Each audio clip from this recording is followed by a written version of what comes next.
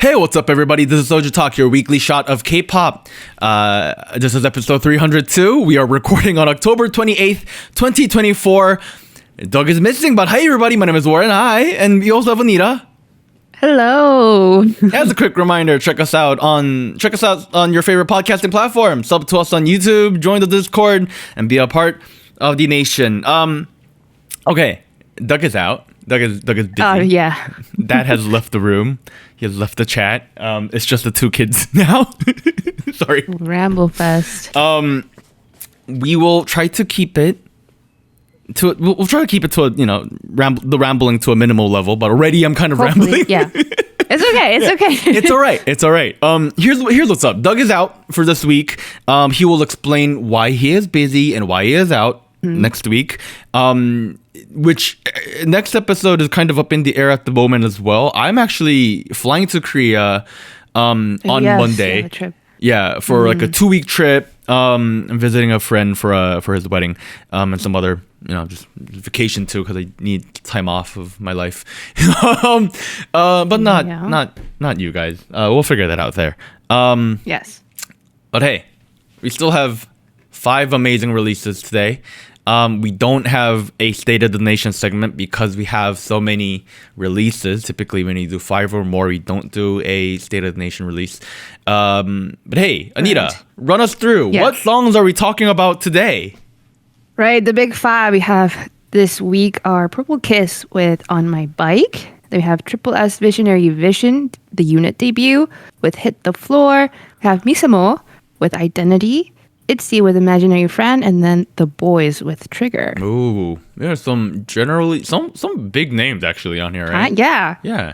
We had to cover them, so we got 5. Yeah, and like we are very fully aware, Jin has released a pre-release for his album. Like don't please don't comment you forgot Jin. I know somebody will. We will talk about it when he releases his full album, and we'll go there. We decided to take it out because it's pre-release, but here we are. You want to start us off with the first song? Yes, right at the top with Purple Kiss, On My Bike. Company is RBW. Last songs were BBB, Seven Heaven, and Sweet Juice. Oh, Sweet Juice. Oh, I can start it off, this discussion. Go. As always, they're very fitting for the spooky October Halloween vibes. Very committed to the dark aesthetic. But this time around, I thought it was interesting. They had a bit of a more rock, electric guitar vibe, a sound going for them. Very fitting. I feel like it was a matter of time. It was an interesting choice of how it was mixed throughout the song, because it like came and went, in my opinion. Like it wasn't like fully blended.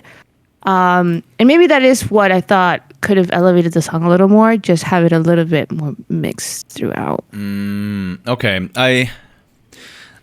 Let's take a step back for a moment, right? Because I do feel like this is dark per Purple Kiss typical, they're right. I don't want to say typical, but their character, right?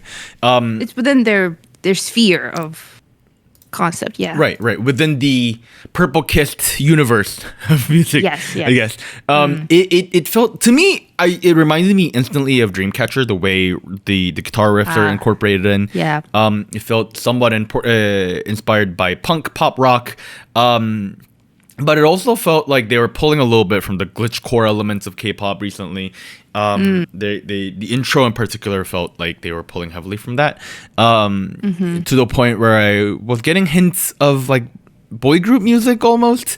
Maybe it's because we're covering the Boyz as well this week, and they kind of leaned into that pretty heavily. But to me, the way they incorporated it felt a little more towards the way Dreamcatcher has been approaching the sound, and very not horrorcore. Like, don't get me wrong, this still feels like something. This was not that. Right. This still seems like in line with Purple Kiss, but it feels like an expansion, like a step aside for a minute, where like this is no longer about, oh, I'm gonna hunt Sweet Juice. You know what I mean? Like, it's no.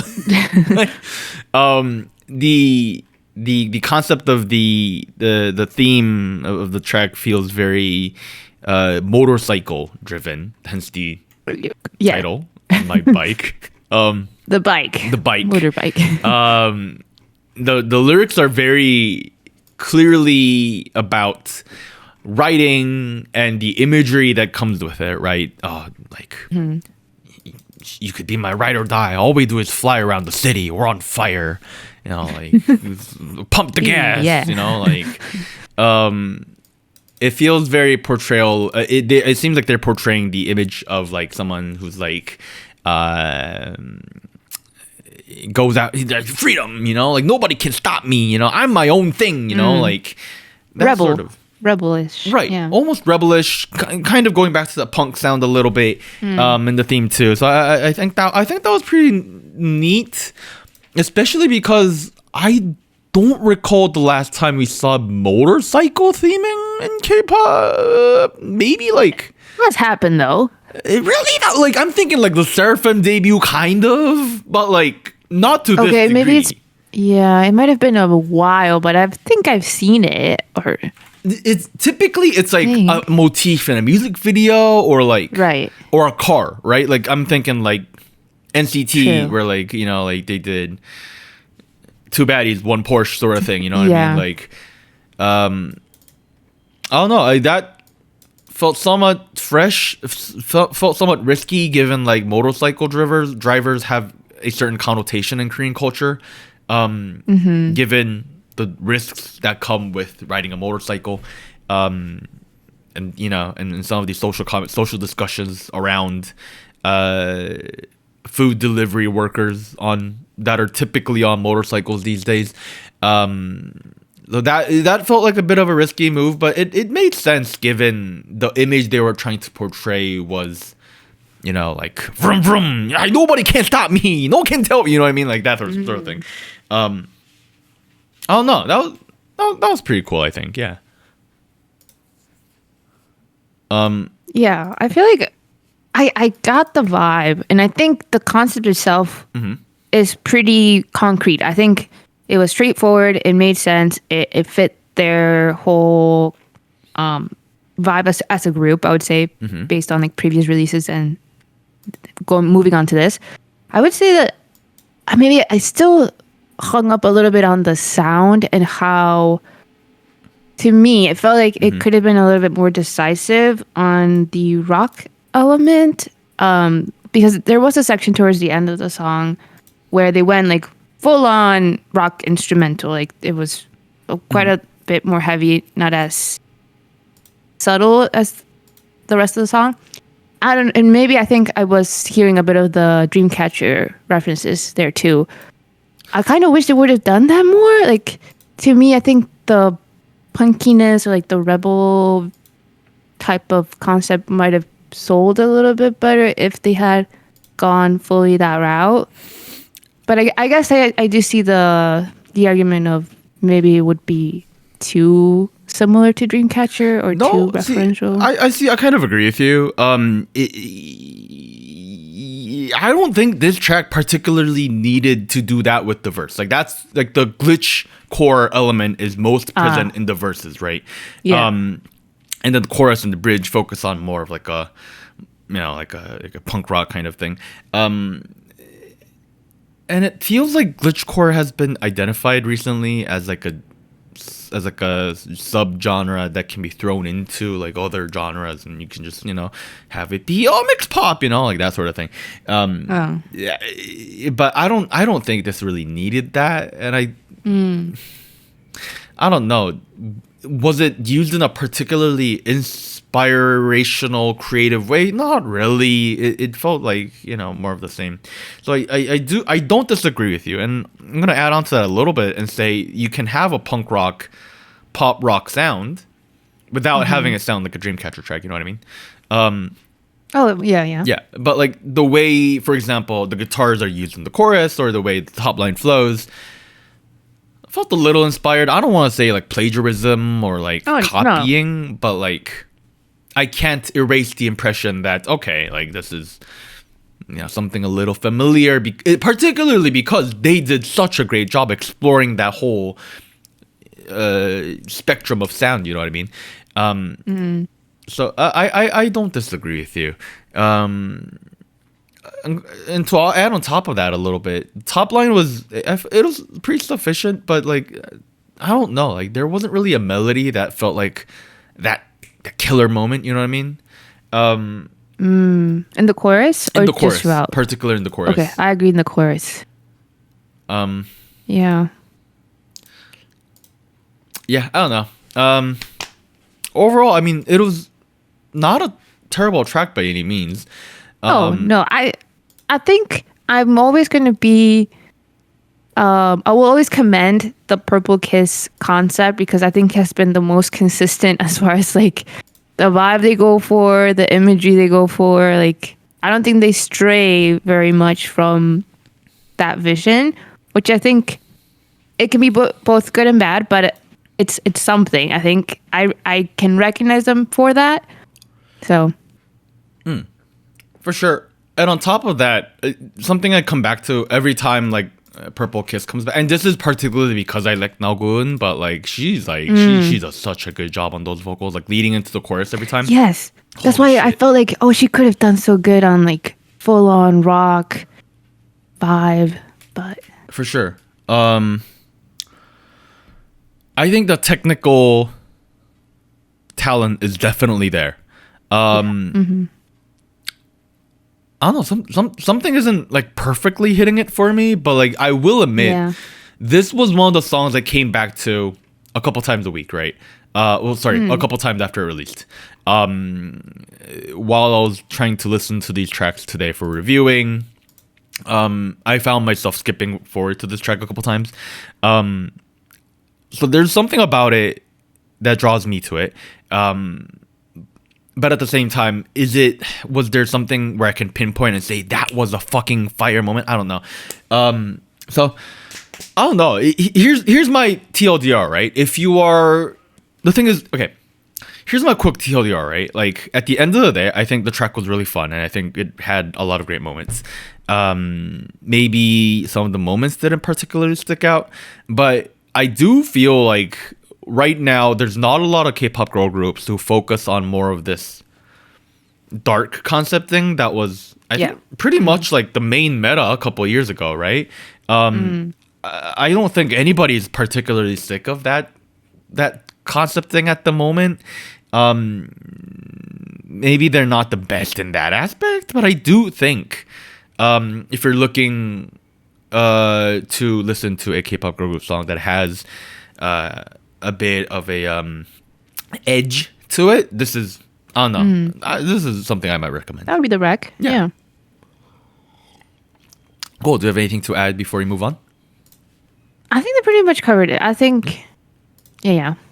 It left me wanting for more, but it's not a bad song. No, not at all. Not at all. Cool. Let's move on to the next song.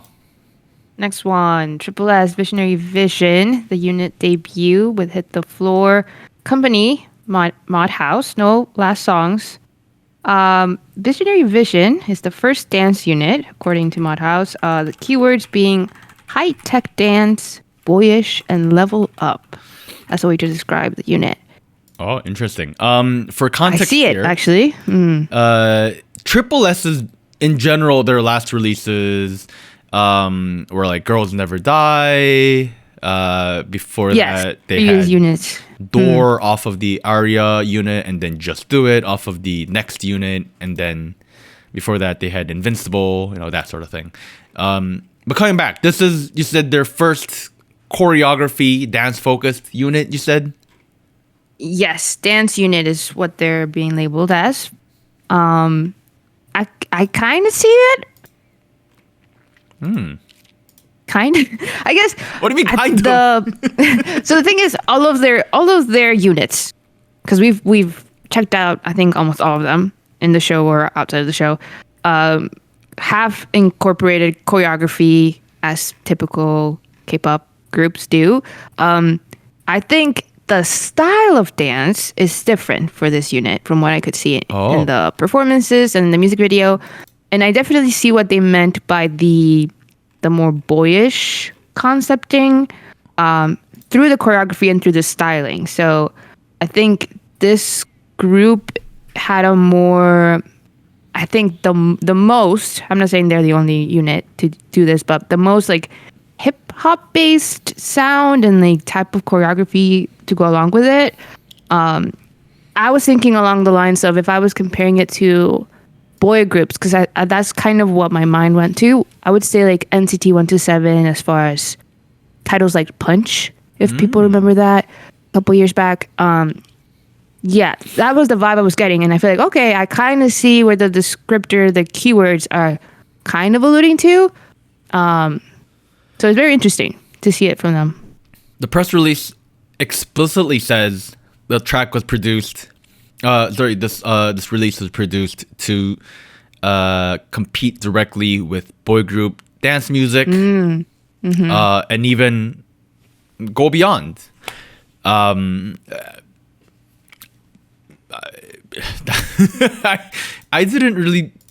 wasn't really aware of this. Boy group music has more choreo difficulty than girl groups. That's okay. That's what it sounds like on the press release right now. But really, okay, because I don't think that the level of difficulty was very different than what I saw from the other units, from the other tripleS units. I think it was just a different style from my perspective than what they were used to. Because I think some of the other units, I want to say, who was it? There was a trio. I can't remember the unit name, but it was like very like lovely, very cute, very quote unquote girly. Whereas like very much the opposite with this one. For sure. So I'm thinking about like the first time we saw tripleS was an Access with Acid Angels to from Asia. Yeah, and it was very much at the core of it. It was very much a girl group music sort of aesthetic. I was thinking a lot about sound wise. I was thinking a lot about NCT with this release. The way it takes hip hop, tries to modernize a little bit. On the other hand, it was very notable to me the sound they went with. Particularly because it feels very in line with some of the girl group music we've heard this year, where it takes like, I think it takes inspiration from like West Coast music, boom bap, hip hop music, with the using the bass riff as a loop and then adding those the high pitched leads, the ba ba ba ba da da, like that sort of thing. So I'm thinking about aespa's Armageddon. I'm thinking about XXL and Ate That from Young Posse. I'm thinking See That from NMIX. Do very similar things. That's true, yeah.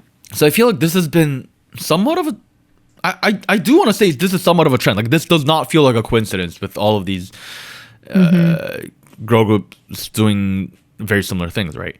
And maybe it's because like I'm particularly a fan of some of those songs, like Armageddon and See That. But I don't know. This one felt like it was taking the shorter end of the stick a little bit. I'm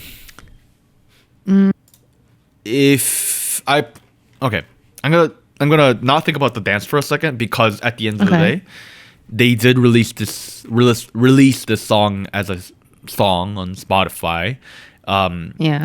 It's crazy that they released a full-length album too to go with the rest of this. Oh, I have not listened to it. Okay. Yeah, no, it's a 10-track release. Like off the like this is crazy. Like earlier the year they had their like overall tripleS full-length album too. So like lots of focus on putting out a good solid project, I think. But I don't know. I think a part of it was the rap itself. I think some of the rap was just a little inadequate. It felt like we're, not really there to pull off this kind of concept in the sound realm. But what really threw me off more was the lyrics. Okay, I kind of agree. Yeah. Let me start off by saying, like, the message itself is great. It resonates with me. You know what I mean? Like, don't judge a person by the cover. Don't, you know, obviously visuals aren't fucking everything. But like, I'm sorry, like, as a native Korean speaker who is not able to vote in the upcoming election because I'm not American, like, I will, like, I saw the lyrics and I heard the lyrics and I was like, this is written by a 40-year-old corporate fucking person who thinks they understand what teenage girls think like. The youth. Speak like. And then I went into the credits and I saw Jaden Jung as the only writer. And I was like, buddy, like, obviously the guy is a great creative executive guy, producer. But, like, you're not a lyricist. Like, what the fuck are you doing here? It's some of the cringiest shit I've fucking read. I'm sorry, but, like, every line is, like, pulled out of, like, another cliched line somewhere.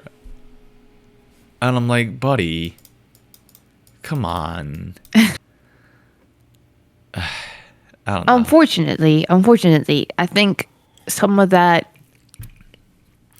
like the nature of the lyrics and how they are delivered, kind of takes away a little bit of the cool factor that they were definitely going for. Because I feel like a lot of the concept for this unit is in the very, like, independent, very cool. Even in the styling, I thought it was very interesting to have all of them with short hair or shorter hair. The more kind of mix of, like, feminine but also, like, masculine clothing, biker jackets, that sort of thing. But yeah, the lyrics were interesting. I think just it was a little hard to I was like listening and reading the translation as well, because I feel like, did it come off in the translations too? Yeah, because I think somehow the way it was translated, it felt awkward, like a little. I don't know. I thought, like, oh, maybe it's just like it's not. It doesn't sound natural when you translate it or something like that. I don't know. I just thought it was a little unfortunate, because I do think the vibe, the concept, the vision was pretty cool. But yeah. Yeah.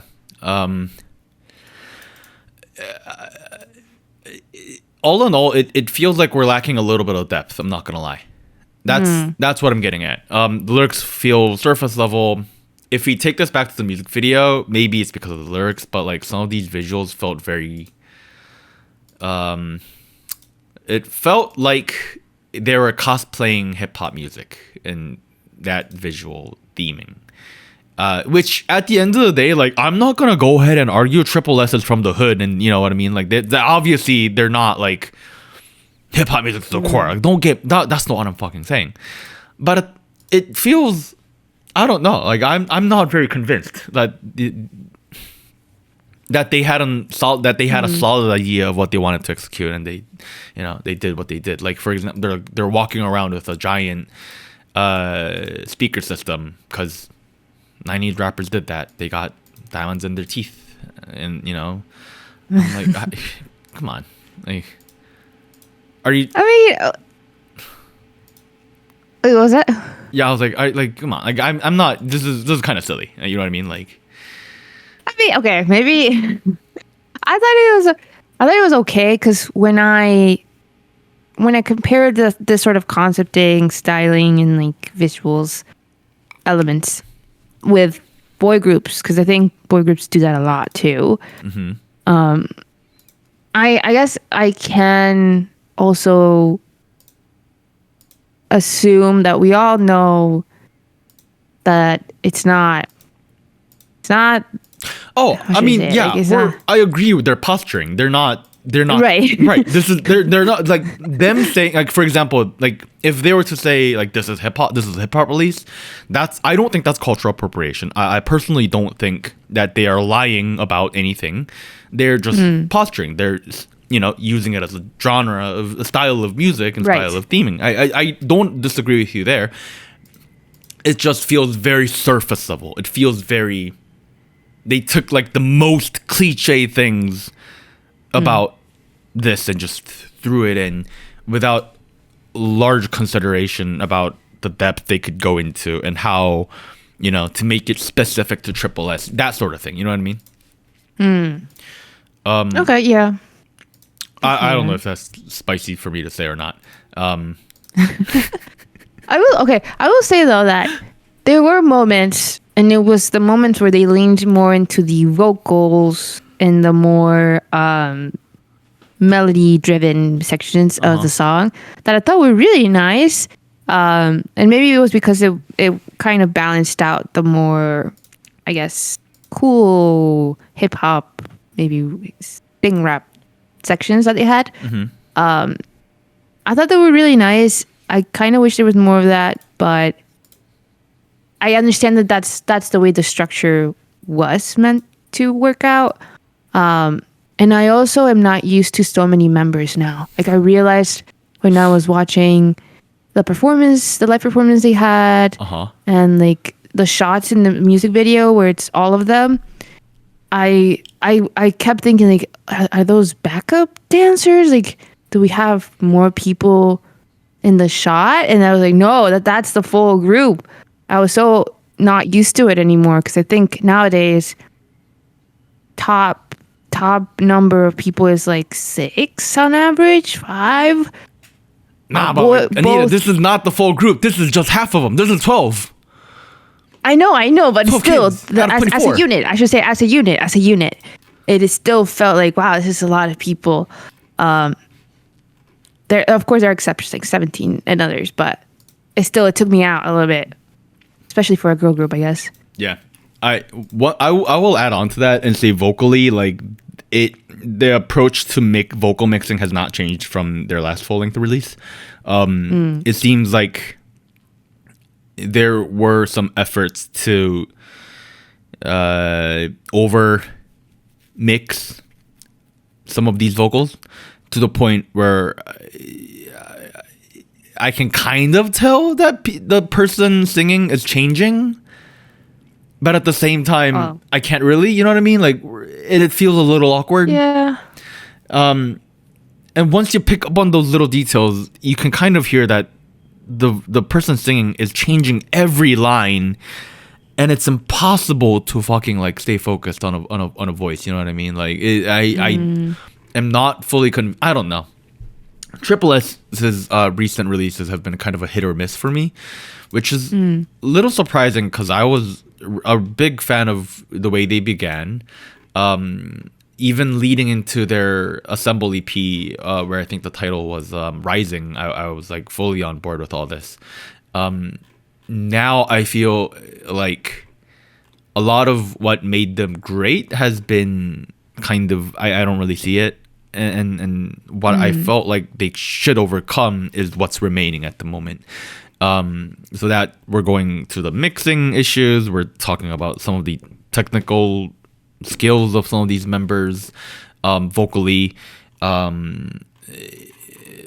The arrangement isn't really helping. It is fucking messy near the end. Like, we did not need both scratching and glitching at the same time, guys. Like, come on. Like, this is that mix at the end. I was like, this is stupid. Like, come on. Like we didn't need the DJ scratching.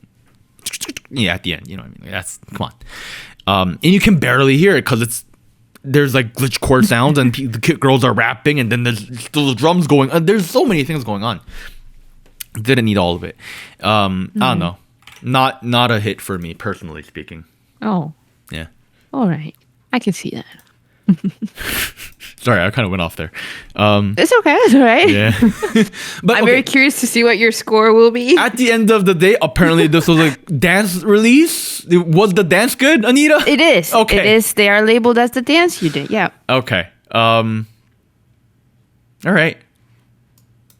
Okay. All right. Moving on. Moving on to something hopefully you did like a little bit more. MISAMO with Identity. This is the Mina Sana Momo unit from TWICE. Obviously from JYP last songs were New Look, Do Not Touch, and Marshmallow. Yeah? Yeah, you like? Yeah, no, you go first. I'm not going first. Me? This time. Yeah. Oh no, that's not a good sign.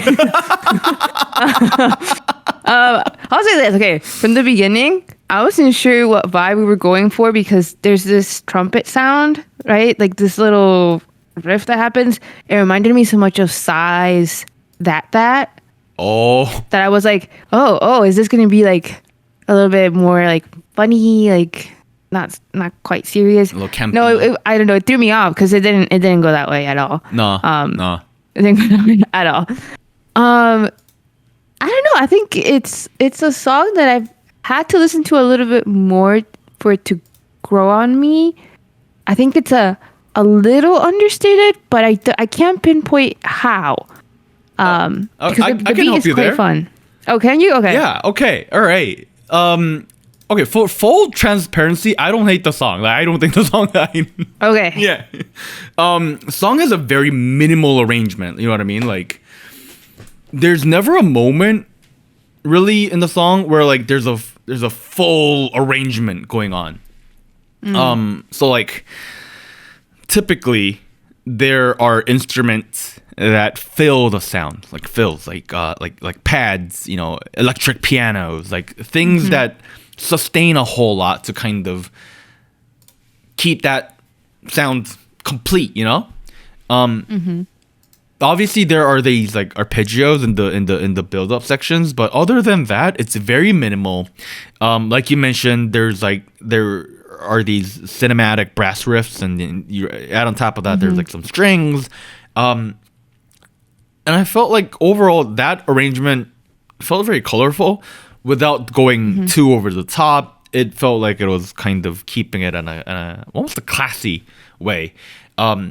Which I agree. I feel like that was kind of the vibe that the three members were going for with this this release. Felt very classy. I wasn't expecting them to be this classy over in the I guess this is the image over in Japan. I didn't really know. Because like when did we release when was the walk thing? It was was it Marshmallow where they did walk that thing? Oh yeah, I think that might have been it. But I was thinking of their other releases, especially like Do Not Touch, because that one leaned more towards a more, like you mentioned, classy, that definitely mature. Did. Yeah, you're right. Yeah. Live. Definitely. I guess they're definitely leaning heavier into that. Kind of distant from the mainline, I guess, twice concept thing. But I guess we've moved on from that a while too now. I guess not really. Seems. Yeah. I don't know. Like personally, I felt sold. You know what I mean? Like the only thing that took me out a little bit was Momo's rap. I'm not gonna lie, still not used to that voice. Yeah, I also had a note on that. But after a couple listens, you know what? I was like, okay, I don't hate it. I feel like it's a good change up from the rest of the vibes. You know what I mean? I liked where, I'll say this. I like how everybody was placed, like how their lines were distributed and where they came in the song. I thought it made sense. I think especially Momo and how her rap breaks the structure. I thought it made sense. For sure. To me, the thing that kind of took me out a little bit, it's not a big thing, was how she was delivering some of the lyrics. It felt a little strained. I don't know if that's even the word. It just felt a little different than how Mina was giving the lyrics and how Sana was giving the lyrics, where they felt very more like smooth, chill overall. And I felt like Momo was maybe, I don't think it was too aggressive. It just felt a little... It's a little in your face. Yeah. Maybe. I don't know. I just remember that I felt like, it took me out a little bit, but it's not a huge thing. For me, I feel like it worked. The large reason being that there were large chunks of the sections, large sections of the song, where like the roles that Mina and Sana played kind of blended in, particularly because Mina has a very airy voice and Sana was singing in a very airy way. At certain points, I was like, is that Mina or is that Sana? Is that Mina like being strong or Sana being a little airy? I couldn't tell. And then after I listened to it, like, okay, I can kind of tell now. So like in that aspect, Momo was creating the contrast, and it that was, I feel like, the reason where she started off both the first and the second verse. And then it transitions into a Mina part or a Sana part. So to me, I felt like while she doesn't play the same role that Mina or Sana plays, it was a very necessary role. Because if, for example, Momo had the same vocal style as the other two in this track, I don't know. Like, why have three people at that point? You know what I mean? Like, just I guess it creates more texture, more contrast. Yeah, definitely. I feel like it kept things interesting, and it was also a bit of a contrast to the tripleS track, where like everybody is given a good chunk, and like you mentioned, the line distribution. Who knew? Like, if you have less members, line distribution is easier. You know what I mean? Like, who would have thought? Yeah. I don't know. I feel like it works wonderfully here. But I do want to note, like, I was particularly impressed with the music video. Like, that was the shots. Man. Yeah, where they had the shooting was. I'm guessing it was somewhere in Europe. Yeah, it looks like Spain or some shit. Like, I don't know. If one of our listeners are in Europe and they know where Mina got on a horse with a blindfold, or like where that glass dome building is with a giant white circle, like, hey, let us know, because that's going on my want to go list on Google. It was very pretty. It really was. And I feel like that definitely elevated the song. Like, I felt like they were giving off like a classy vibe with the song without the music video, and then after I saw the video, I was like, oh, okay, elevation, going up a little bit, If I had to nitpick a little bit, I didn't really like. I'm clearly nitpicking. I didn't really enjoy the way they said the word identity. Where Momo was like, identity. I can't really do it. But I felt like that was, I don't know. I shouldn't complain. I'm not. I spent time in ESL. I fucking know how that feels. Well, I think I heard it. I definitely heard it, how they were pronouncing it, and to me, it felt like they were just slightly changing the intonation to be more Japanese, or like how I would imagine a native Japanese speaker would say the word. If you're a native Japanese speaker and the listener, let us know. But I think that made sense. I think, yeah. I think overall, pretty strong release from MISAMO. I didn't hate it at all. There were definitely things about it where if I wanted to nitpick, I could, but I don't think I should for the sake of nitpicking. You know what I mean? Like, this is reportedly the title track of their second Japanese mini album, Hokusure, which, based off the name, again, very classy, Second track is Runway, classy, like, track 4, Baby, I'm Good, Yeah. Overall, pretty solid. Yep. You want to move on? Yes. Next up, ITZY. Once again, this time with Imaginary Friend. Also from JYP. Last couple songs were Gold, Untouchable, and Cake. We didn't think we'd be covering this week, right? Yeah, this one came up kind of last minute. Yeah. But song itself dropped October 15th with the rest of the album. Okay. If you remember, we covered Gold a couple weeks ago. This is their 9th mini album. Imaginary Friend is the second track on the album, as well as the other title track. This is a double title release. So I guess it was a matter of time before they dropped the music video, giving it a title. But at the same time, they never told us they're doing it. So hey, like, why, man, give us the heads up, like. Very, very different vibe. Very strongly Completely different vibe. Yeah, different. Yeah. Complete 180. I remember we covered ITZY. Maybe it was like in Kill My Doubt. I think it was in Kill My Doubt where they did a pre-release. Yeah, okay. They pre-released Bet on Me, and they did the main release with Cake. And oh yeah, Bet on Me felt like an effort to add dimension to their sound. ITZY, if I had to summarize their title track aesthetic, it's very playful. It always does a little bit of a dual-sided, poppy, but also like edgy kind of, moment. Lots of confidence. But Bet on Me felt like them opening up a vulnerable moment, like where people do, and that kind of made sense given a lot of the discourse around them at that time. Imaginary Friend, I feel like achieved a similar thing here.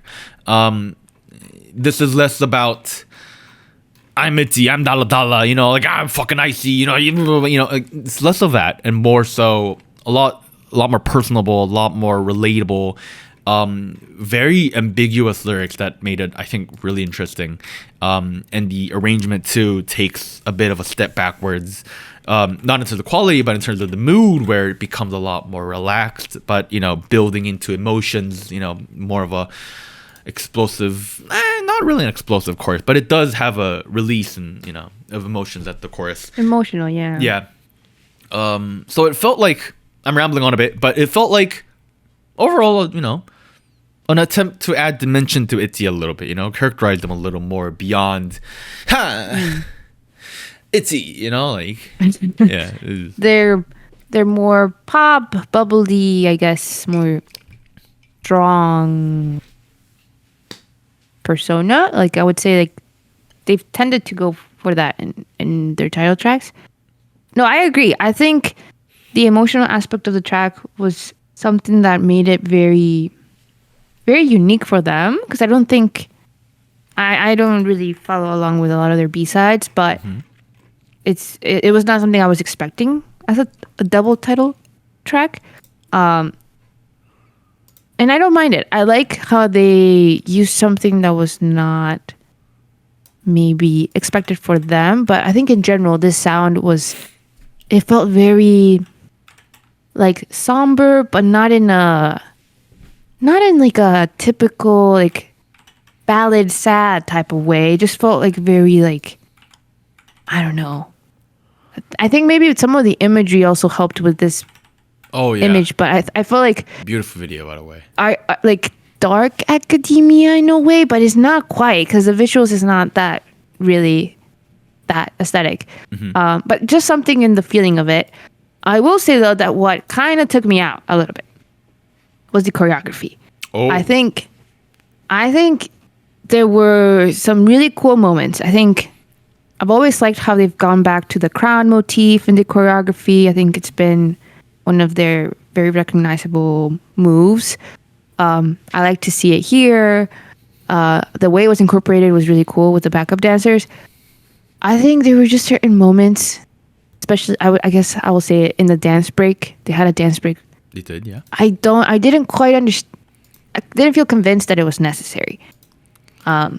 Especially because it is more of an emotional, somber type of sound, and the imagery to it, that I felt like, I don't know if we needed to do the dance break like this. And the dance break itself, like the choreography it's not something like that I thought. I guess I thought it would be a little bit slower, more abstract. It felt like quite intense in a way. And I felt like some of the angles they were hitting and the poses, I felt like this is a little bit, I don't know, I didn't feel like it was quite the adequate choreography for it. Damn, shitty choreo, right? Direct from a knee. Not I wouldn't say it was bad. I guess in a different, like a more energetic, more like bubbly or more like intense like vibe, it would have made sense. And I feel like they can dance, they're good performers, I don't doubt that. It just felt like some of the combination of the choreography and the song felt a little like at times it felt a little mismatched. I'm not saying all of it because I did feel there were some like appropriate moments. Like I think towards the end too, it was a really nice pictures they were doing and the windows and the backup dancers. It was I guess to me it was that dance break where I felt like interesting. I don't know. Because I typically listen to the song first and then check out the music video, it did not register to me as a dance break at all, and it felt more like a bridge, and they were dancing on top of a bridge. That's what it felt like to me. Maybe that's because I saw the song first, and maybe it's because the dance break didn't really have a dance breaky breakdown, but like, I don't know. I felt like having a bridge in there in terms of arrangement and flow wise definitely helps. It definitely helps decompress a little bit, brings lots of room to build out the emotion out of the chorus, and then, you know, build time for the second chorus. The third run of the chorus, which is one of the benefits of having a song longer than 2 minutes 30 seconds nowadays. Like the song runs 3 minutes 21 seconds, which is by all means not long at all.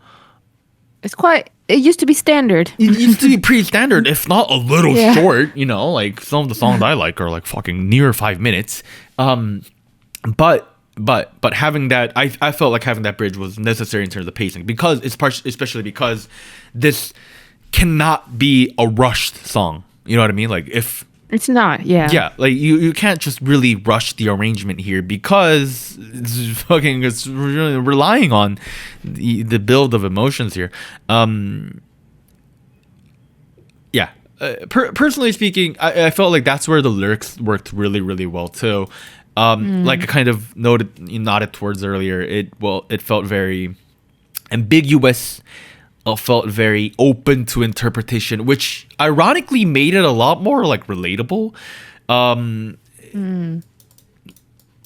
We never really have a clear answer on whether this imaginary person subject is someone the narrator should trust, or actually not the narrator, but we don't really see if this person is someone we should trust or someone that we should, you know, like not trust, you know.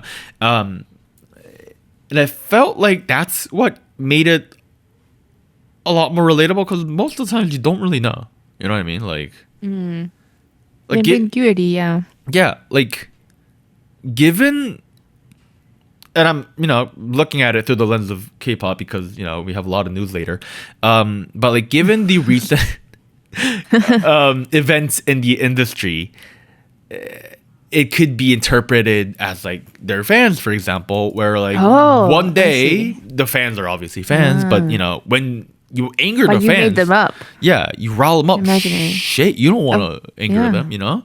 And same goes for like people you meet in real life. You know, like when I meet a person, I don't know if I'm gonna end up being friends or if we're, you know, end up hating each other. You know what I mean? Like, interesting, because I definitely see what you're interpreting as far as the lyrics. I guess some of the way I was interpreting as far as an imaginary friend is that you would come up with an imaginary friend as a form of comfort, right? So I guess I was interpreting some of the lyrics as being, oh, I will be that thing that comforts you, even though it's not real, even though it's not, like, everybody knows, like, it's not there, it's not real, but it's still comforting. Does that make sense? No, I think that makes sense. But I like the ambiguity, yeah. And maybe, like, that might even be more appropriate if you think about Leah, who was not inactive for I think about a year or so, was it? I don't quite exactly remember. She did suffer from false rumors floating around about her, you know, a couple years into her activities. She suffered a little bit from that. And when you kick off the song, she's very clearly the center of the track. Oh yeah. They do the choreo around her. And it felt like maybe it's because of that, maybe it's the context. I don't know. It really felt like this was. It almost felt like this was written from her perspective, where you're obviously in a dark place, and you need help, and you don't know if this person is trying to help you or not. That's the vision I ended up with. I am not saying that is the official interpretation. No, the numbers didn't say about it anywhere. That's just the vibe guy. I don't know. This is one of those songs where like I really think the lyrics are written really, really well. If you haven't checked it out yet, I definitely would. And if you have checked it out, I welcome you to let us know how you how you interpreted it. Yes. Yeah. Great Right. track. Very unexpected. Yeah, very. The arrangement was cool too. Holy shit. Yes. Yeah. Yeah. Didn't even talk a lot about it because there's so many other great stuff about the track. There's a lot of stuff. Yeah, I know. And you know what the crazy thing is? When I first heard it, I hated the track. Really? It was like not sticking for some reason, and I was like, what? I was just very like, I was very much into the instrumental. Like the instrumental itself is just very cool. Like it's almost giving like, not quite rock, but like band. This is what I would expect in like a band. Yeah, modern rock. It was unexpected. Like that whole chorus where they do like that thing, that melody. Like I was like, this is a strange melody. I thought it would explode. And the more I listened to it, I was like, oh, okay. I actually dig this, man. Like, so spoiler alert. When I first rated the song earlier this morning, we started off with a 5. Yeah. It has gone up. It has gone up. That's a good start. Yeah, that's a good point. It started with a 5 and it kept going up. Okay. But all right. Before we get to those scores, we have one more song, right, Anita? One more, yeah. We have the Boyz with Trigger. They're from ITZY Entertainment. Last 3 songs were Nectar, Watch It, and Lip Gloss. All right. I'll be very honest, full transparency. Yeah. It's been a minute since I've checked out the Boyz. How have they been doing, Anita? Have you been keeping track? I've listened to the last title tracks, right? Okay. I have not kept up in like the sense of B-sides and promotions or whatnot. But I tend to be favorable to their sound. This time in particular, I was a little thrown off because it sounded a little, I don't know. I don't want to say dated because I don't think it has been that long anyway. But it just didn't feel like what I was expecting. Should I say? Is that the best way to say it? Okay. Leading up to Trigger, with the 3 releases you mentioned, they had a 3-part full-length album. Their fantasy trilogy, beginning with their release last year in August, then November, then March. I will be very honest. I have not checked out those songs. And if you guys think I should check it out, let me know, because this is a shame that we don't cover them more often. Given they, as far as I understand, they're pretty popular in Korea. I do think their Western fandom is a little smaller in that aspect in terms of how they compare to other groups. But maybe it's because of that. I don't know. I definitely see where you're coming with the dated comment. I would have expected this sound from ATEEZ in 2021. Does that kind of make sense? Oh, I can kind of see it. I had another group in mind, actually. Drop it. Do it. A little group that has not come back in a long time, and I don't think they're gonna come back anytime soon. That would be Super M. Man, man. Yeah, you remember that? Remember Super M? I remember. Yeah. They left quite a legacy in K-pop. Have you heard of Jopping by any chance? Well, okay, that specific song, something about the song structure or the mixture of the sounds they were going for, it reminded me of Jopping. And really, I don't know. Yes, I think, okay, the reason why I think it lies on the structure, really, was it's a very, like, how do I describe it? Like, the verses are very kind of like we're going fast, right? Like, it's a very fast track, yes. Up tempo. Is it house? I want to say it's house. Is it a house beat? So the verses rely a little bit more on electro house, and then once you get to the chorus, it does a halftime trap beat. It's that. It's that transition from the verses to it's like, yeah, that slowing down, and then within the chorus, there's towards the end of the chorus, they do a little bit of shouty, like a chant type of line. That also, like, it reminds me of what was going on in Japan in their chorus. And then to add on to that, there's also the structure of, like, the vocals and the high notes that come and go. It felt like very like, it reminded me of that quite a bit. And no hate to Jopping. Jopping, I was having a good time with Jopping. It's still a vibe. It was a moment in time, but it has been a minute. And I don't know, maybe I was just too focused on the similarities. I don't know. Maybe you're unaware of this, Anita, but Jopping has become quite the meme in the... I know okay. It is a meme. All right, okay. Maybe that's why they went back to Jopping, you know? Like, we're gonna do Jopping 2.0, you know? Maybe that was the idea. Okay, you know what? Now that you've explained it out like that, I definitely hear it. I definitely do. You okay? I thought I kind of thought, like, oh, maybe I'm just because I unironically listened to Jopping. I was having a good time, and you like this Jopping? feels. I did. Oh, okay, all right. Goodbye, everybody. Thank you for coming to our Sorry. No, I think it was a very interesting concept at the time because of the way the unit was formed, and like all of, like, the whole promotion of it all was an event. It was something. It has, but like I said, it's been a couple years. They haven't come back. They themselves moved on from that sound, and it's been a while. I don't know. I guess it felt.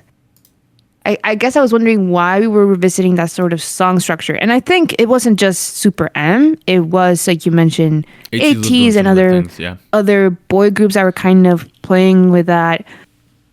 Yeah. We used to do back in, like, honestly, like season 4-ish, we were doing anti-choruses every week. Anti-drops every week. Halftime. Here's what I mean, right? Like, if you listen to the song goes on this tempo. It's like late 120, early 130 BPM. Pum, pum, pum, pum, pum, pum, pum, you know?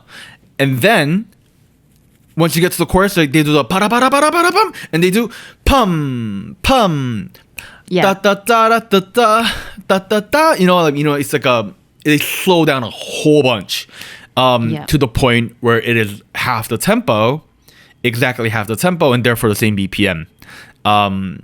That's what we refer to when you say halftime. This song follows that structure. And like you mentioned, we have a little bit of a chanty, rappy second half of the chorus. They do a little Migos, you know, like a whip it, love it, you know, like the whip it, love it, talk, talk, burn it, you know, like that thing. Obviously they don't sound like Migos, but you know, you see what I'm saying, that rhythmatic structure. Yeah. All of those are patterns we don't typically see too much in boy group K-pop at the moment. Currently. Yeah. I don't think there's too much to add there. It is, in all respect to Boyz, and you know, I'm sure they've put out great music in the past, but I am not really seeing what sets them apart with this track from the other boy groups. I don't know. I'm not sure what I should be hinging on as like, ooh man, the boys, you know. That's not to say I completely hate the song. I think the bridge was very lovely. I love the bridge. It was so pretty.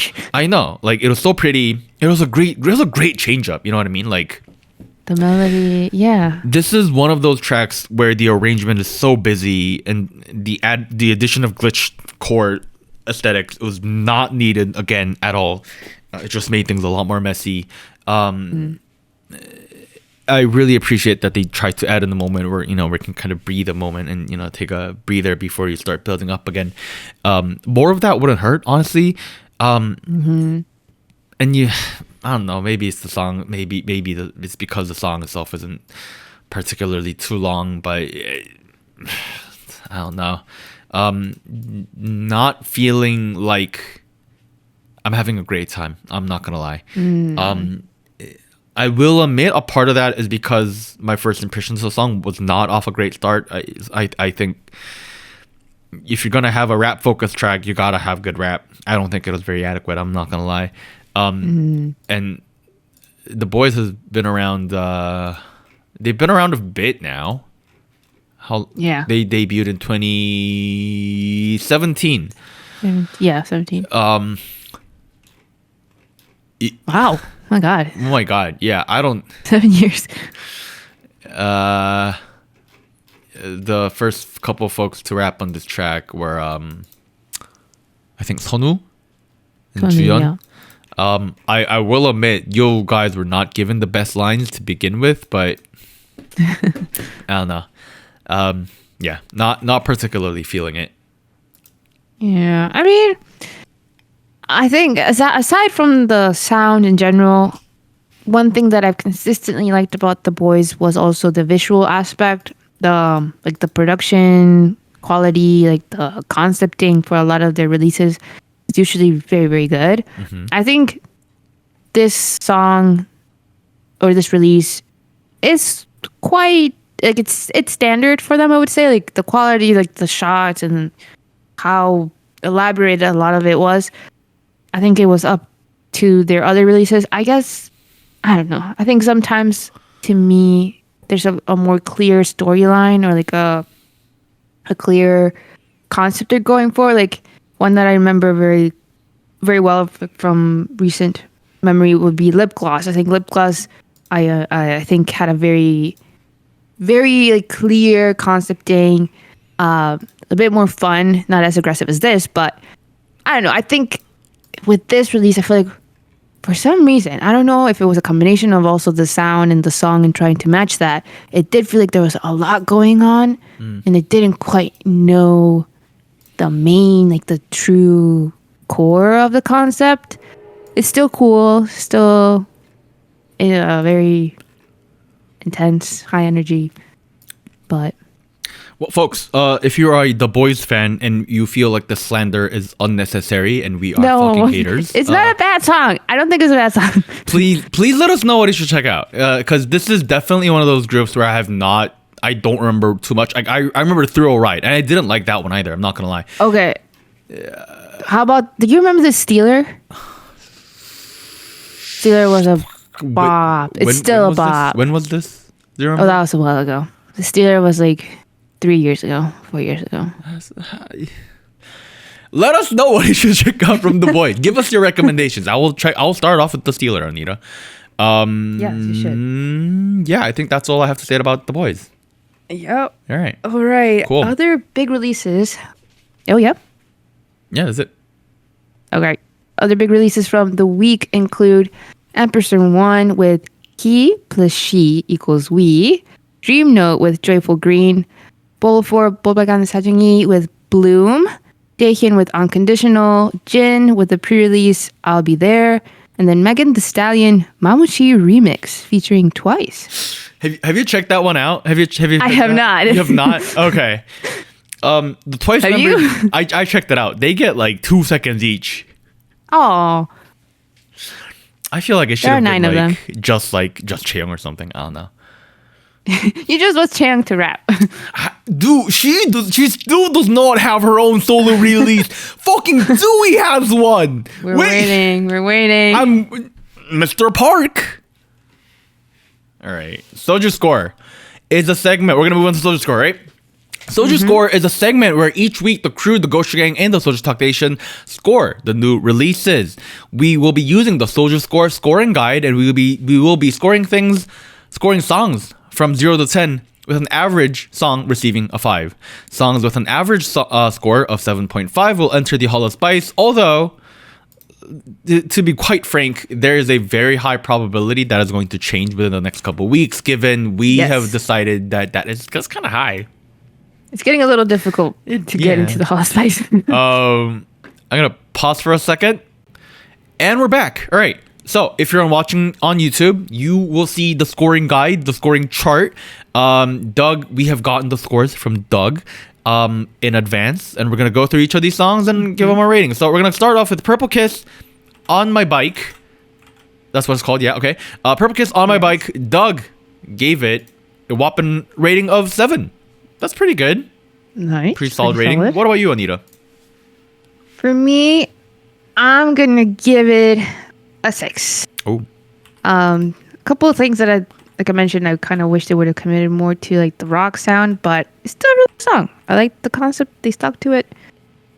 It's a 6. Yeah, all right. I generally agree. I think the song was overall nice to listen to. I don't see myself returning to it in the near future, I'll be honest.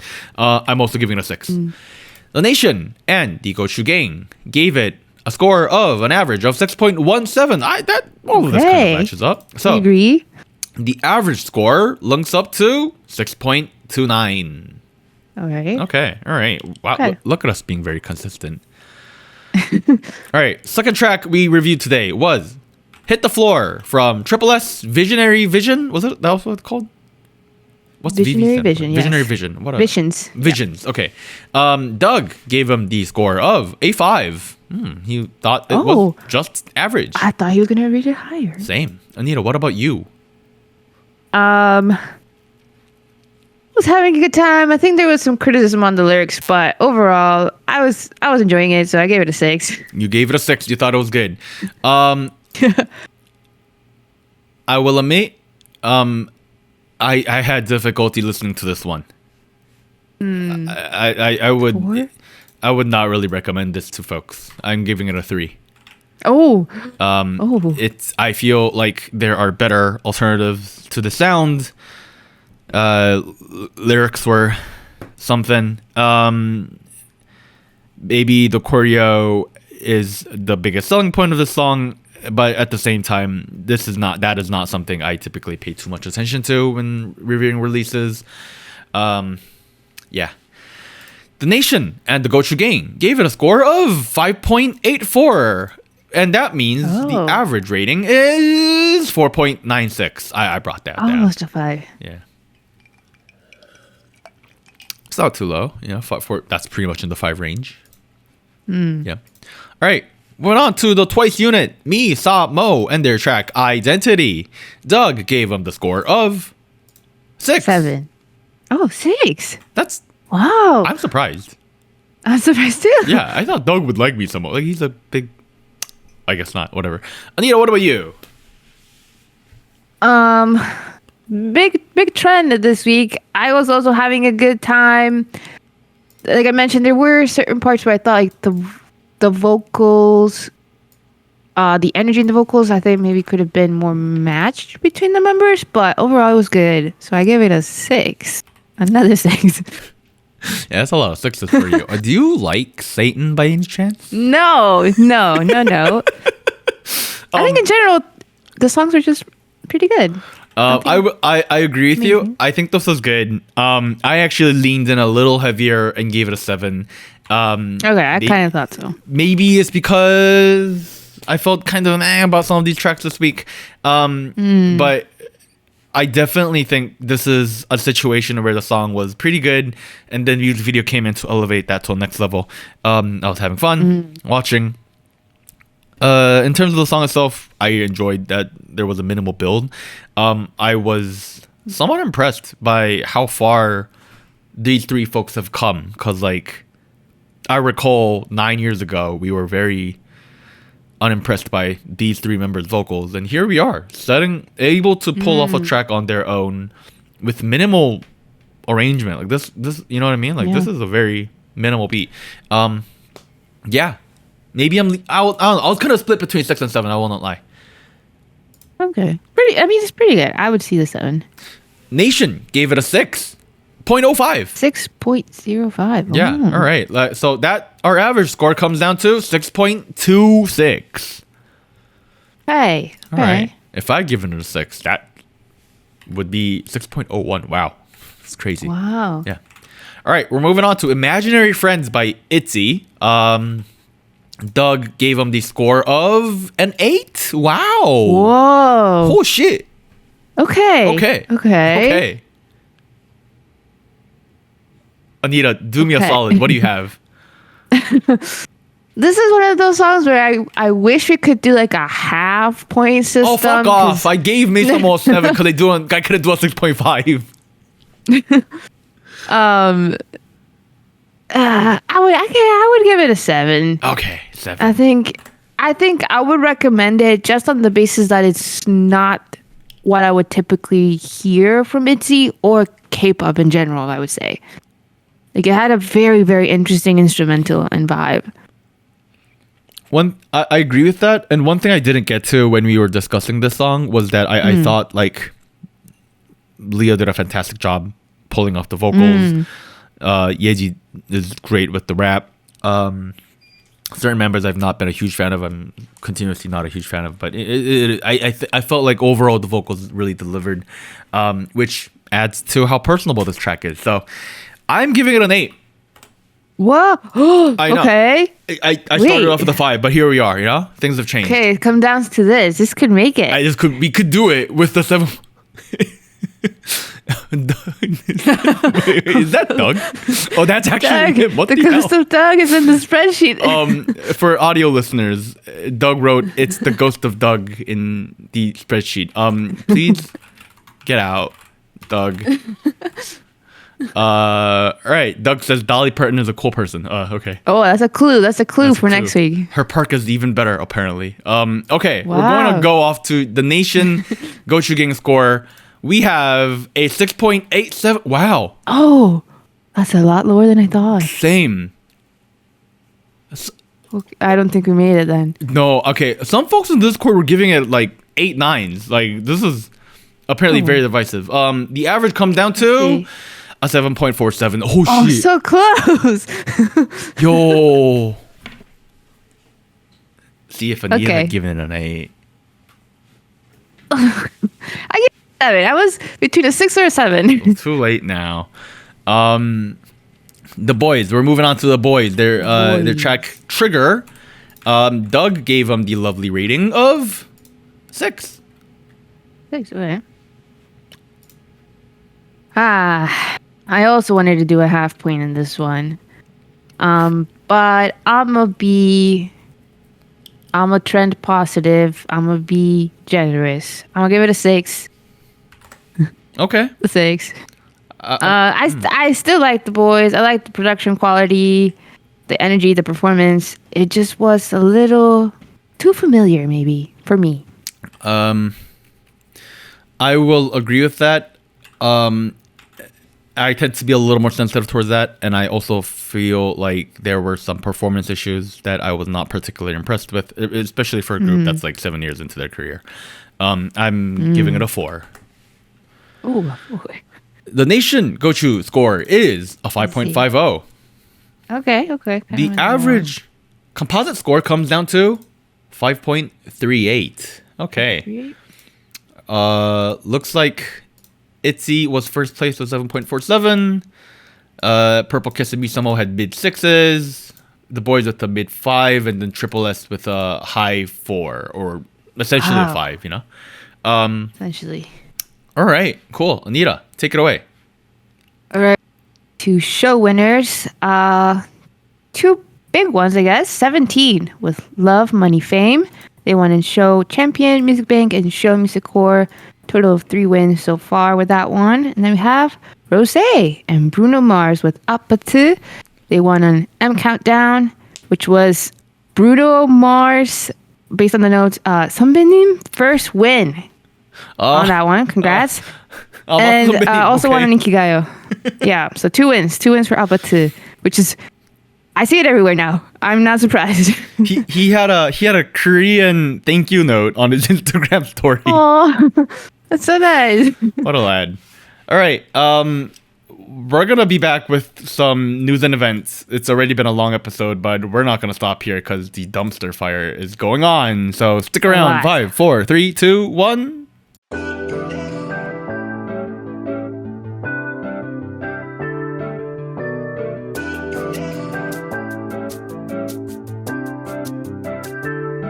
Hello, SojuTalk Nation. This is Anita here with a quick PSA. If you would like to support SojuTalk Kpop Podcast, please like, subscribe, or follow us on whatever platform you're using. And consider joining our Patreon at patreon.com/SojuTalk or donating to us at paypal.me/SojuTalk. On behalf of the crew and myself, thank you. Now back to our regularly scheduled episode.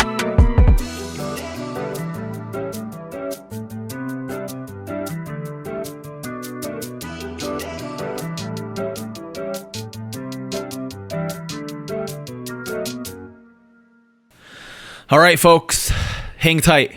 We got a lot of news today. It's a bit of a dumpster fire of a week. We're gonna kick it off with the HYBE information that's been dropping recently, and we're gonna start off with a request recently that came from the National Assembly. HYBE has reportedly received a request from the National Assembly to submit related data regarding the death of an employee in-house 2 years ago, and it has not yet responded. Korean reports have been reporting this as a overworking to death incident, which in Japanese it's commonly referred to as karoshi.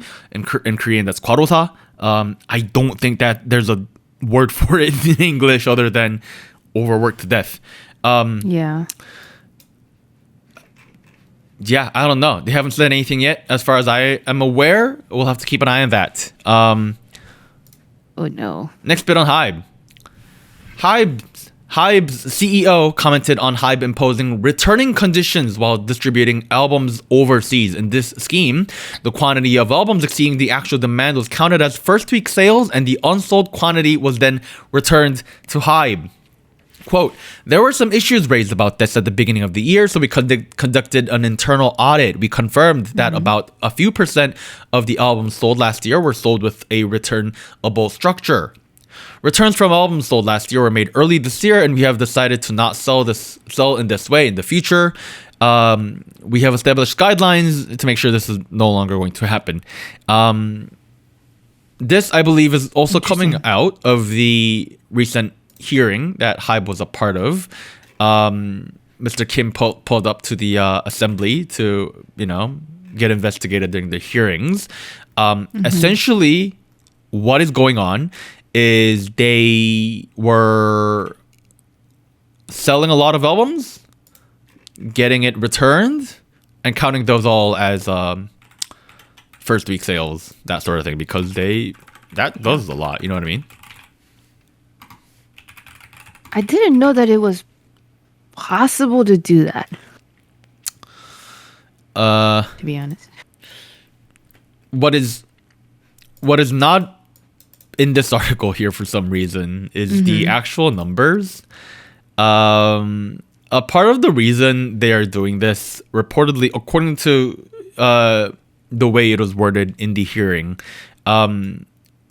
this greatly reduces the amount of plastic that they produce to produce goods, merchandise, albums, that sort of thing. In 2023, according to Assembly Member Park Jung, in 2023, HYBE produced 1,397 tons of plastic. Wow. And I'm not going to translate the numbers off on the fly here because I'm not good at translating numbers, but they reported their sales. They reported their profits they only reported 0.1% of their profits to really reduce the amount of environmental tax on their end. Okay. Going further into this National Assembly news, so here's what's going on. On the 24th, there was a National Assembly hearing regarding not only HYBE, but a lot of people in the cultural industry. One of the people that was also invited worked from the gaming industry. Another person invited was from was the president of the fucking KFA, which I openly have hated, But hey, during this hearing, it was revealed that HYBE has kept an industry trend review data report document that has included derogatory comments about minor trainees, to which believed CEO clarified, saying that it was a compilation of public comments that surfaced online and not the company's personal opinion. The document included comments such as, I'm not going to read that. Wow. I'm going to go through some of these articles quick and then we'll give our piece. HYBE's internal documents came out. They apparently recorded slanderous appearance reviews on idols of entertainment agencies such as SM, YG, and JYP. The documents were also disclosed at the parliamentary inspection of the National Assembly on October 24th. During the actual hearing, HYBE put out an official statement saying that these accusations are greatly exaggerated and pieced together from what is actually there, which for full transparency, they released this statement during the hearing while it was going on. Near the end of the hearing, the lead assembly member pulled in B-Lift's CEO again, and he goes, "Why did you put out a statement saying we're attacking you? The hearing's not over." The hearing's not over. And the CEO goes, "What? I'm sorry, what?" Oh, I don't think he knew, of course. But No, he's not reading his phone while he's doing this thing. And the assembly member goes, "Hey, yes, your company that you are the CEO of put out a statement that we are over-exaggerating. Do you agree with this?" And he goes, "I have not contacted anybody. I don't know what's going on." And because of that, they said after they dismissed everybody, they pulled him back again for a secondary review. That's where these articles came out. Now, one additional report: HYBE's inside reports are now being submitted as reference material by the Ministry of Employment and Labor on the Korean bullying case. Quote, "The contents of HYBE's internal report named Music Industry Report, released on the 24th, proves that the respectful code of conduct that Odor CEO Kim Ji-young refers to is not being followed at all. So the Ministry of Employment and Labor should identify the specific facts, including background of the document." Okay, let's talk about this document. Darn document. You look at this photo, this document is there. There were several official and unofficial leaks. They are very derogatory. There is a reason I'm not going to be reading most of the comments made in that article. It is very openly sexist, very openly derogatory towards other people's visuals. It attacks other idols. But you know what? I can give you a rundown of what it is without getting too detailed about what it is, right? And I will say, take all of this with a grain of salt. The 5 leaks I'm looking at is the official quotes and official releases from Assemblymember Min Young-bil's office, partially also quoted during the actual hearing. I'm looking at Channel A leaks, which happens to be pretty neutral in the Minij and HYBE situation. I'm also looking at Sports Kyunghang leaks, which are, yes, very pro-Minijin. I'm also looking at a leak that came out of Instance.com, which is a Korean community, which was later then confirmed by a Sports Kyunghang writer. I also want to note that all of this could be fake, but the speed at which things are coming out makes me think it's not fake. You know what I mean? Like, there's a hard trail somewhere. Yeah. Something. Like, don't get me wrong, everybody could be making this shit up, but at the same time, the speed at which this is coming out that doesn't make sense.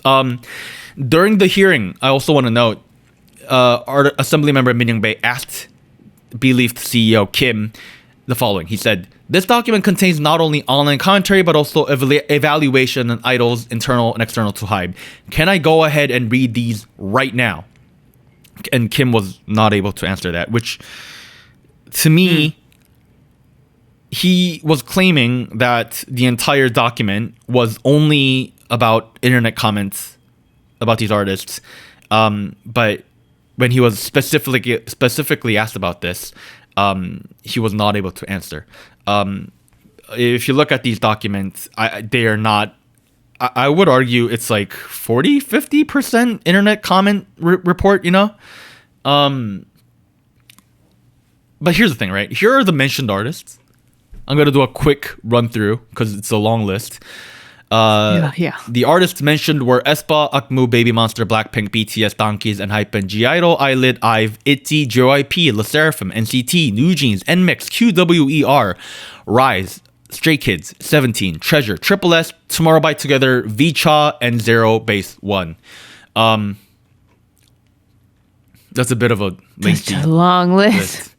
It is worth noting, obviously a big chunk of this is HYBE artists.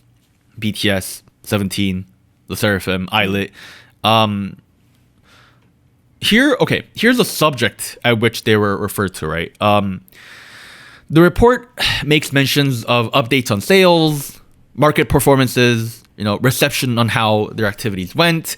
A lot of this is framed in comparison to other HYBE artists. There was a lot of opinion pieces on the legitimacy of their success, as in like they think it was manipulated to this degree, that sort of thing.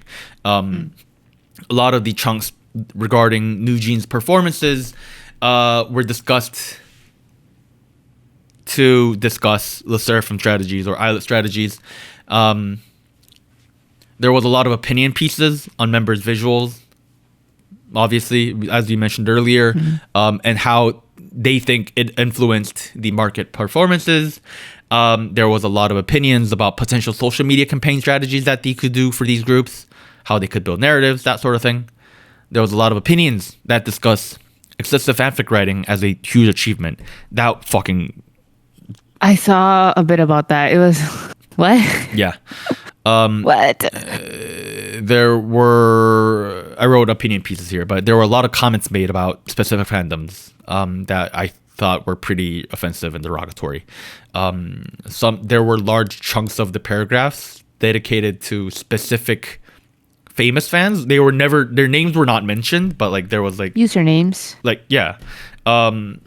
There was lots of opinions that were pretty disrespectful towards the musical creative process. And there were some specific quotes pulled out of the Sojang paid YouTube channel. Sojang, if you are unaware, is someone who is being sued by like 7 different artists right now for having a YouTube channel dedicated to making derogatory comments about K-pop idols. Yeah. Here are some of the quotes I pulled out that I felt like were generally, that they kind of convey the tone at which this was written in. At one point they said, quote, I'm doing a direct quote here. They said, "The synergy of ugliness is difficult to withstand." And this was in reference to a specific group. They also said, they said, one artist keeps talking about their traumas as if they have some sort of trauma pride. Feels like this person needs attention in this manner. Another comment made was, considering everybody was shocked when group debuted, perhaps this company's sense of beauty has changed. They loved using the word murder or destroy with someone else's visuals, that sort of thing. I've not gone through all of the leaks. There's a lot going on right now. They're coming out at a very fast pace, which is why I believe some of this is probably not fake. and they were just ready to go whenever ready. It is also not written like a corporate document. It is written in some of its fucking brain rot. You know what I mean? Like you mentioned like opinion piece, but it sounds like very. I'm being very positive with the word opinion piece here. It's not that. I think some of the stuff that I read, like without these censored names and like companies and possibly being referred to and artists being referred to, it just sounds very, I don't want to say catty, but like gossipy, but in a very like mean way. Like I wouldn't expect this as a formal document you expect others to read. No, it comes off as like a Twitter thread written by a fucking 13-year-old who doesn't know better because they haven't really interacted with the internet yet in a polite, mannerful way. Like, I'm sorry, this is like it's concerning. It's definitely concerning. It's concerning. On the K side, this has led towards massive protests with K Army and K17 and some of the hype artist fandoms in Korea. Carrots, This is I don't know what and I'm gonna be real honest for a second. What really threw me off is how some of the Western communities are reacting to this. Some folks are saying that this is just a compilation of internet commentary. Research. I've heard the word research analysis, like market analysis. Oh, fuck off! Look, I thrown out. I have a full-time job. I work 9 to 5. I have done social listening. I know that's a thing. I have worked with people who do social listening as a living. This is not social listening. This is not fucking social listening. Give me numbers. Give me statistics. True. That's a report. Yeah, this is not a report. This is just someone shamming on Twitter. You know what I mean? Like, and like, I understand it's important to understand how the public is, taking into consideration how some of these artists are received. I get that. That's not this. That's not this, guys. And look, if you read some of these leaks, and some of the more official leaks are like the first 2 or so, Channel A in particular being pretty neutral over the hype situations, it's still pretty derogatory. I don't know what to tell you.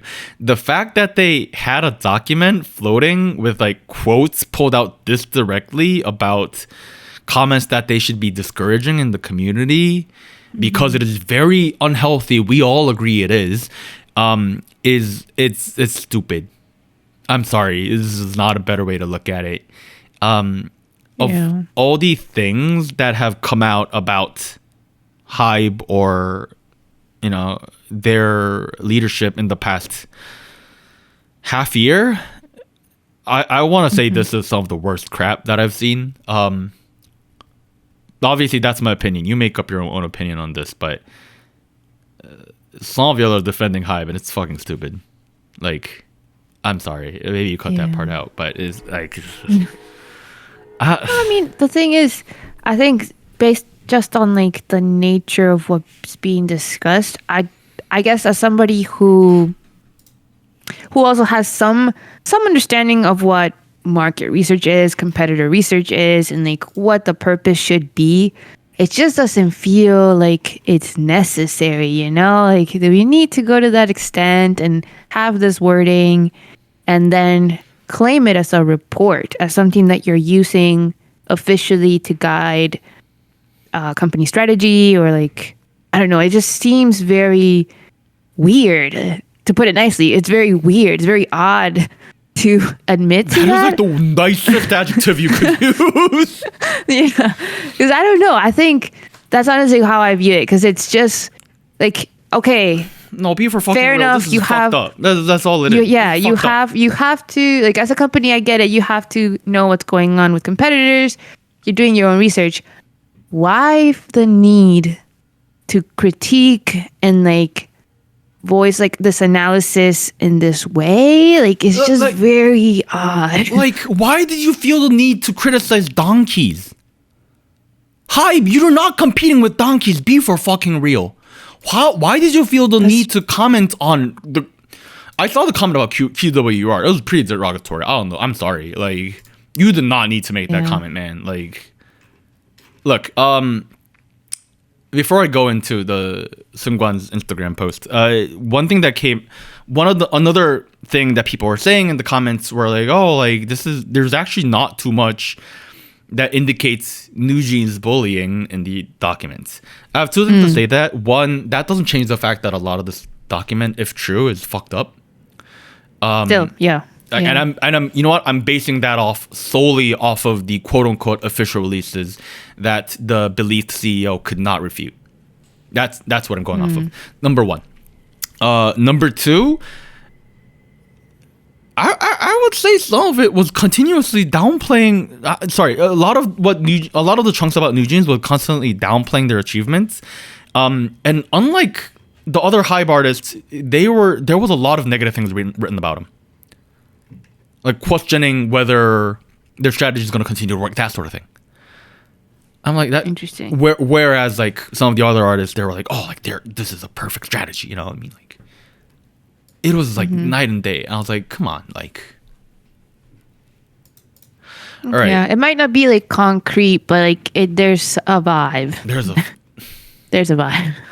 I would argue there's like some open things about like there were quotes about like we need to throw Nugent away when this happens, sort of thing.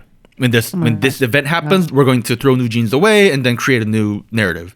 That was actually what is directly written in that argument. I'm not gonna go, stay on that longer. But 7 hours ago, Seungkwan of 17, I believe he's the leader of 17, right? Seungkwan? Not leader. That would be a scoop spot. Shit, my bad. He's one of the, I would say, more prevalent members, like outside of the group. Like he's been in like variety shows, other stuff like that. So he's pretty recognizable, I would say. He put out a pretty lengthy Instagram text piece. Obviously doesn't mention specific names anywhere, but it is very much centered around please be respectful towards the artists and don't say things that are terribly hurtful. I don't want to see our fans and people who work in this industry be hurt by what certain people say. I'm sure someone will translate that and you could find nothing on that. This came out 7 years ago. We didn't have the time to, translate it. That's what I'll say there. Cool. Not cool at all, but that was me saying maybe you should move on. If you feel the need to go ahead and read the direct commentary online, like, go ahead, look at it. I don't think you're going to be gaining much from reading it. I'll be honest with you. I was kind of sick. Yeah. I want to give Hype the benefit of the doubt, but unlike what they have done typically, they have not put out an official statement on the reports yet. So we'll see what happens from here on. There's sure more to come, I feel. Yeah. All right, Anita, tell us about this. What's going on here? Yes. If we could scroll up a little bit, Warren. Soyeon from G-Idol is reportedly parting ways with Cube Entertainment. Oh, goddamn. Yeah. Not looking good. I think in previous episodes, maybe a couple months back, there was already speculations of what the state of her contract was going to be. But now Cube shares that they are currently still ongoing discussions with G-Idol Jun Soyeon on contract renewals. Earlier today, X Sports News shared Soyeon would be leaving Cube Entertainment following her contract expiration in November. Bro, that's in like next month. It's happening. There was rumors about it, ongoing discussions, but it's been decided. 10 Asia shared that G-Idol Soyeon will have discussions with Cube Entertainment at the end of October to determine her contract renewals with the agency. I'm guessing this has already started to happen or has happened, and it is shared that Soyeon's contract with Cube comes to an end in early November. So, like, if it's early November, that's like 2 weeks max, yeah? Yeah, I mean, I think the bigger is what will happen to G-Idol as a whole. Goddamn. Question here. Oh, sorry, Anita, you're cutting out for a second. Oh. Oh, what'd you say? I was gonna say Yeah. the biggest question is what would happen to G-Idol as a whole. I think that's what majority of fans and people just in general are wondering. Yeah. I think the trend we have seen in the past, and what I'm leaning to think would happen is that we have had artists who depart for whatever reason with their original company and they sign in with a different company for solo activities, right? I feel like that has been the trend recently, and that seems to work out for most groups. So I think that's going to be the route that she's going to take, where for solo activities and whatnot, her contract would be with a different company starting or moving forward after November. But I honestly feel like she will stay for group activities with G-Idol. For sure. Like, I feel like G-Idol is a very notable case where Soyeon, the leader, is a very prominent part of the production process. Not having her would be it's like a huge hit. It would be a huge gamble. It is. This is all to say, like, Soyeon is a person who has been very openly, very confident about her abilities as a creative director, and I think all of it is very well supported. She has put out multiple hit singles, to put it very lightly. So I assume she's asking for a lot.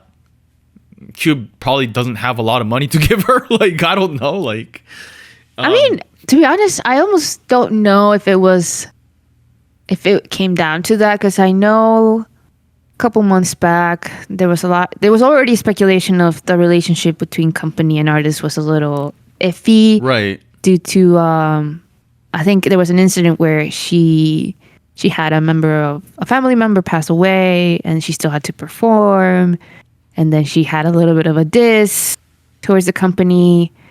I don't know. I think it was more like Cube. I speculate, right? Yeah. Purely just speculating. Tinfoil hat. Cube, tinfoil hat was Put it more on. like, will you stay? And someone was like, nah, I'm good. Bye-bye. That's what it seems like. We'll have to see how this develops. At the end of the day, I hope she's at least the creative process of Jetta going forward somehow. I'm sure they could put that into the contract in many different ways. All right, moving on to our third big chunk of news. We have SM Entertainment announcing their 30th anniversary project. It will be online and offline projects to celebrate next year, including SM Town Live Concert, an SM Town album, an orchestra live performance combining K-pop and classical music, and an anniversary brand album. Anniversary brand film. The SM Town Live 2025 is going to kick off at Gochuk Sky Dome in Seoul in January, and there are hints of a stop in North America and Europe as well. Ooh. I'm gonna read off the last thing. Also, big win for SM. aespa's Whiplash became the first SM song in history to receive 3 million Spotify streams in a day. So, hey, big congrats to aespa. It's a banger. It's a banger.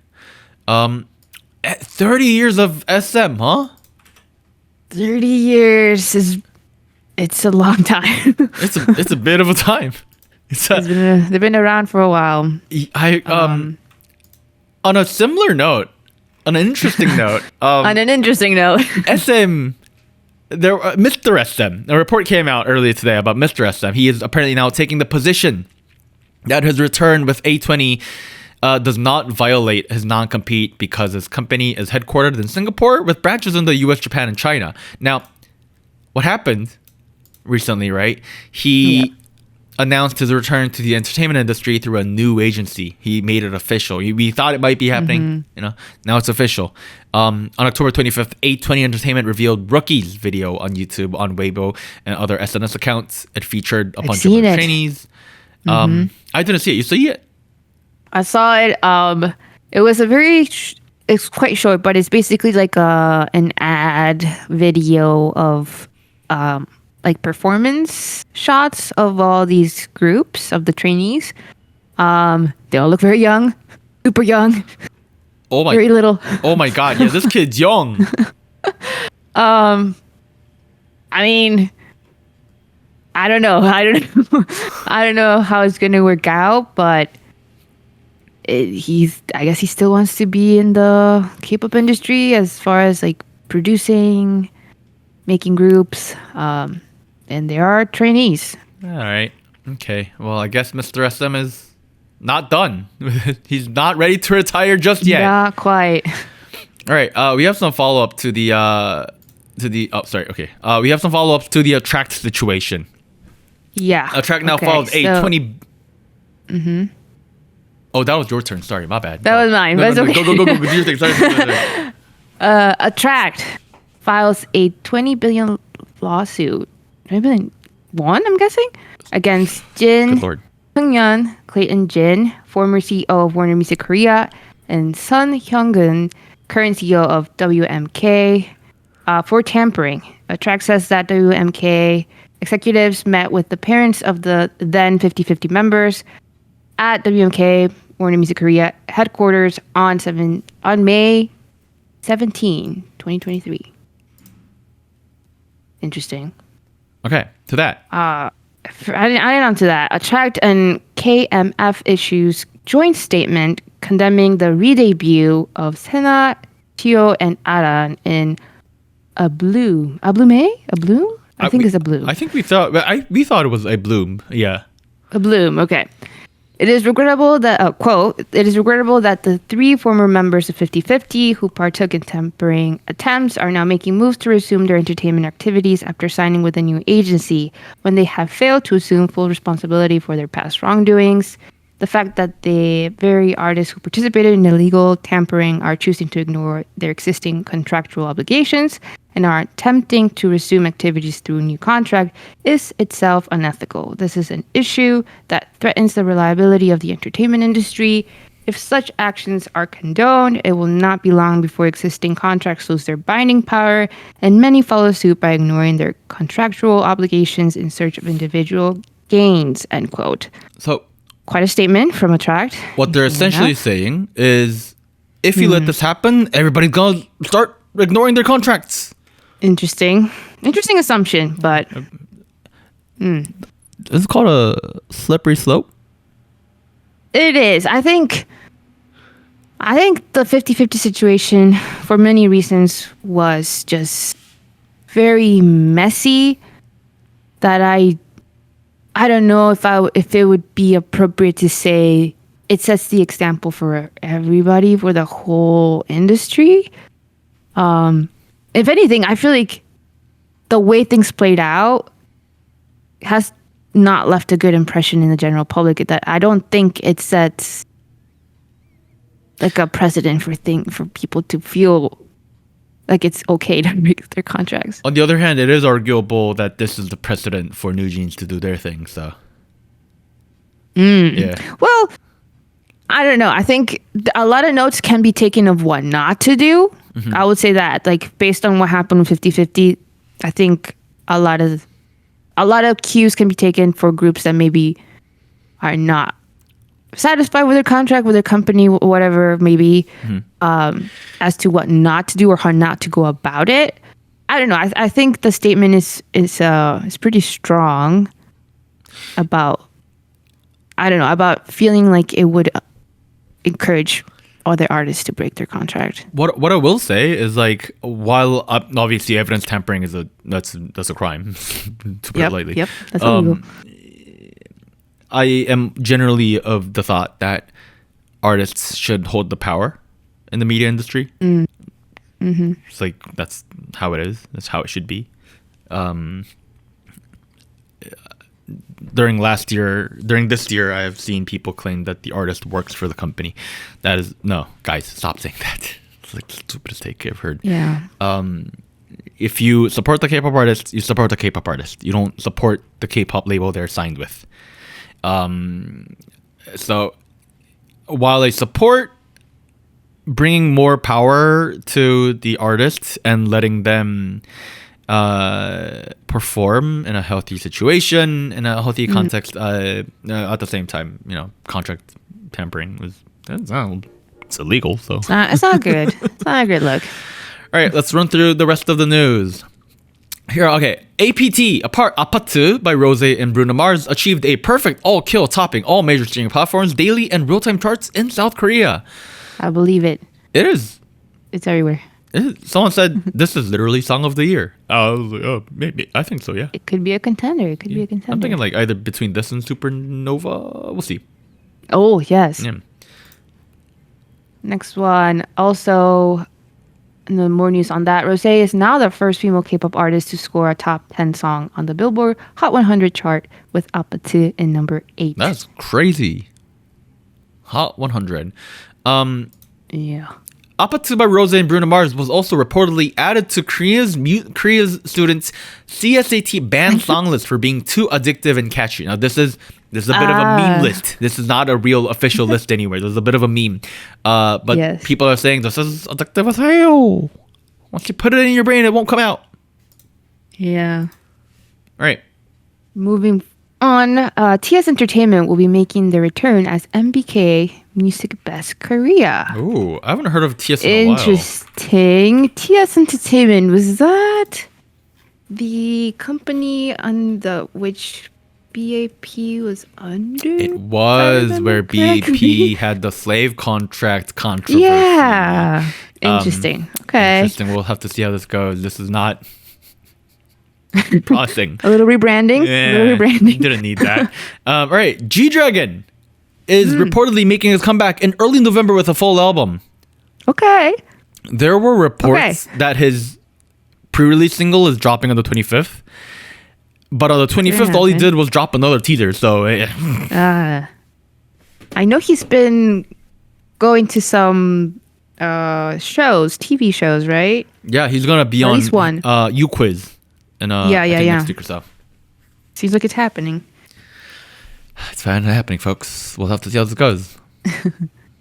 Next one, ITZY will reportedly make their debut in late November. Why is it so this was so I know it's been a while. This is a group from Island 2, the girl group. The survival show. Interesting. It's been a minute. We'll have to see how this goes. Last but not least, P Nation released an announcement regarding Kyungjun. He will now be leaving the new Six. He will no longer be a part of the group per the 23rd of October. If you look at the official statement, Kyungjun recently informed them of his decision to enlist in the military and to leave TNX upon completion of his service. Wow. Everything's all right. Okay. Yeah, that's a bit of a sudden turn. I think that's all we had for today. Next week, comebacks, we're looking like ACE, Stacy, B2B, Moonjong Up, Baby Monster, Odd Youth's debut, Kepler, Chinese Minho, and Tomorrow by Together. Ooh. I assume we'll do Stacy. It's already stacked again. Maybe Stacy, TXT, and then Kepler and Baby Monster. Sounds like a good 4 week, yeah. Yeah, a 4 for sure. A 4 maybe. Sure. And then I know someone else is gonna drop like a second music video, and then that's gonna go viral. G-Dragon's gonna release something. Oh my god! Out of nowhere. All right, look, it's been a long episode today. I miss you, Doug. I'm back then.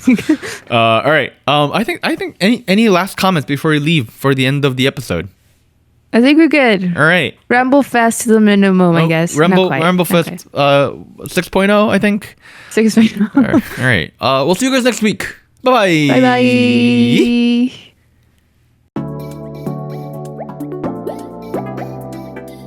And here's an extra special shout out to all of our Fiesta Patreons on patreon.com. Bagel, Charles, Cotton Ball, Ellie, Gogu Mama, Honey Pools, Liam's Games and Toys, NJ Parks, South Texas Once, Siu Sumi. And thank you for joining SojuTalk, your weekly shot of K-pop. Thank you, really.